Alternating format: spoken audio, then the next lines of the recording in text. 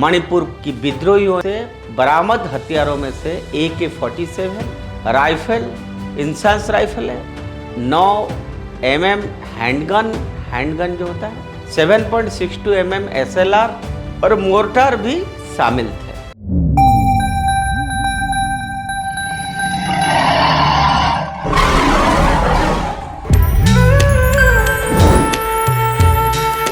नमस्कार मित्रों, उदय India digital में आप सबका बहुत बहुत स्वागत है और मैं हूं दीपक कुमार दत्त। मित्रों, इंडिया थिंग्स में आज मैं आपको मणिपुर में जो हंगामा हुआ है उसके पीछे किसका हाथ है, कौन करा रहा है ऐसा परिस्थिति, कौन लड़ाई झगड़ा कर रहा है और बार बार मणिपुर में ऐसा स्थिति क्यों हो रहा है। पिछले कुछ हफ्ते से हम आपको बार बार ये बता रहे थे कि जॉर्ज सोरोस और अमेरिकी डीप स्टेट की बांग्लादेश की तरह भारत में भी अशांति फैलाने की एक प्लान, एजेंडा कैसे बन रहा है, हम ये बात आपके सामने आपको रखा है। आज मैं आपको भारत में अशांति फैलाने और भारत की आर्थिक प्रगति को अस्थिर करने की जो चीन ने योजनाएं की है उसके बारे में आपके सामने मैं रखूंगा। आप सबको मालूम है दोस्त कि हाल ही में आपने देखा होगा कि मणिपुर किस तरह से गलत कारणों से चर्चा में है। दो जनजातियों के बीच भारतीय संघर्ष अब हाथ से बाहर हो गया है और एक पूर्ण युद्ध जैसे स्थिति में परिणति हो गया है। और हाल ही में मणिपुर में विद्रोहियों द्वारा किए गए ड्रोन हमले और अत्याधुनिक हथियारों की बरामदगी ने सरकार को सतर्क कर दिया है। मणिपुर पुलिस द्वारा प्रस्तुत की गई और जनता के लिए उपलब्ध प्रथम सूचना जो FIR कहते हैं उससे संकेत मिलता है कि विद्रोहियों ने से बरामद हथियारों में से AK-47 राइफल, इंसास राइफल है, 9 mm हैंडगन जो होता है, 7.62 mm SLR और मोर्टार भी शामिल थे। पकड़े गए हथियारों में चीनी हाथ गोले, जापानी revolver, M16 rifle, M4 carbene और 51 मिलीमीटर और 81 मिलीमीटर मोर्टार 1 बॉम्ब जो है वहाँ शामिल थे। और अब सबसे हालिया ड्रोन है जो ये उन्होंने गिराया है। पहले हमने आपको बताया था कि यह युद्ध मणिपुर के CM N वीरेंद्र सिंह द्वारा पूर्वोत्तर राज्यों में सक्रिय ड्रग कार्टेल के खिलाफ युद्ध के कारण था। लेकिन अब राष्ट्रीय जांच एजेंसी NIA द्वारा एक भयावह साजिश का पर्दाफाश किया गया है। भारत का पूर्वोत्तर राज्य मणिपुर लंबे समय से उग्रवादी गतिविधि और जातीय संघर्ष का केंद्र रहा है। NIA ने हाल ही में अशांति के एक और सूक्ष्म और गहन पहलू का खुलासा भी किया है।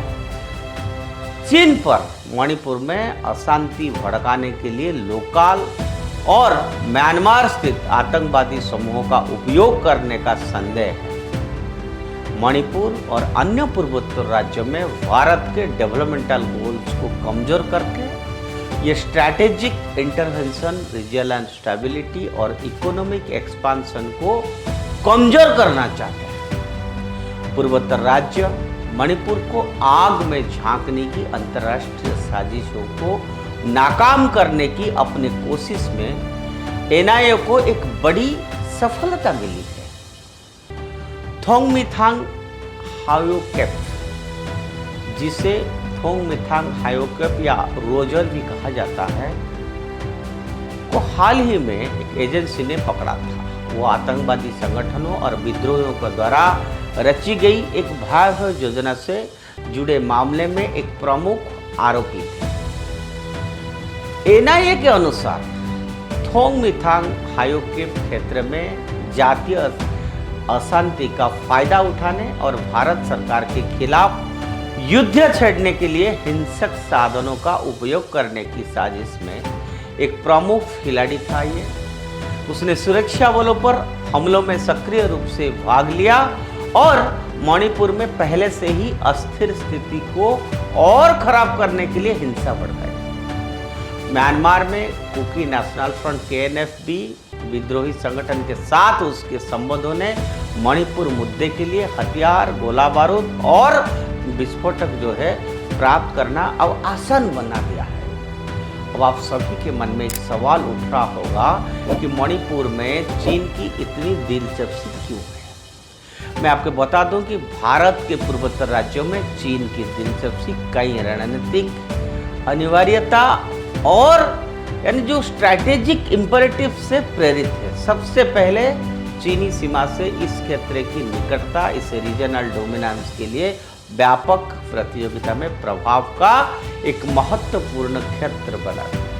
दूसरे, मणिपुर सहित पूर्वोत्तर राज्य भारत की एक्ट ईस्ट पॉलिसी के लिए महत्वपूर्ण है, जिसका उद्देश्य दक्षिण पूर्व एशिया के साथ कनेक्टिविटी और इकोनॉमिक इंटीग्रेशन को बढ़ाना है।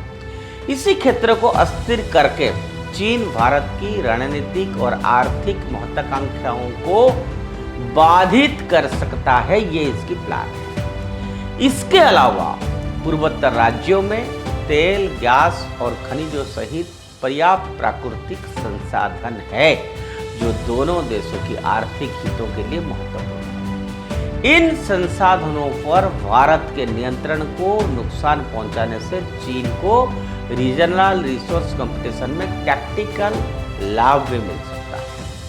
चीन की कथित रणनीति में म्यांमार और मणिपुर स्थित विद्रोही समूहों का लाभ उठाना शामिल है। Kuki national front, PAL Manipur, UKLF और अन्य प्रतिबंधित संस्थाओं सहित इन समूहों की लंबे समय से शिकायतें और अलगाववादी आकांक्षाएं हैं। इन समूहों को सहायता प्रदान करके चीन अस्थिरता पैदा करने के लिए मौजूदा जातीय और राजनीतिक तनाव का फायदा उठाना चाहता है। म्यांमार की बॉर्डर और पूर्वोत्तर विद्रोही समूहों के साथ ऐतिहासिक संबंध इसी चीन के रणनीतिक संचालन के लिए उपजाऊ जमीन बनाते हैं।